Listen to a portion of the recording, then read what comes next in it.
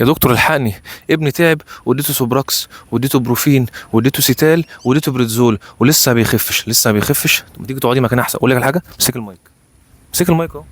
طب بعيد عن الهزار، بعيد عن الهزار، تعالى يا جماعه نتكلم على الادويه اللي خدتها. اول حاجه المضاد الحيوي اللي خدته ممكن اصلا يكون دور فيروسي، مش محتاجين مضاد حيوي. طب دور بكتيري، هتدي مضاد حيوي وهتلاقي نفسك بتدي جرعه غلط، لان البيبي يا جماعه بيكبر وانتوا بتكرروا شتات. تعال نخش على السيتال او البروفين. انت عارف ان في امراض معينه فيروسيه ممنوع فيها البروفين، ممنوع فيها البروفين. تعال نخش على البريتزول، ده كورتيزون، بيخش في علاجات معينه، مش عمال على بطال، ليه اضرار وليه فوائد، بس لما نديه من غير اي وصفه للطبيب بيبقى اضراره اكثر بكثير. طيب تعالوا نقول حاجه، جبتيهم كلهم وصرفت فيهم فلوس عشان ما تروحيش للدكتور.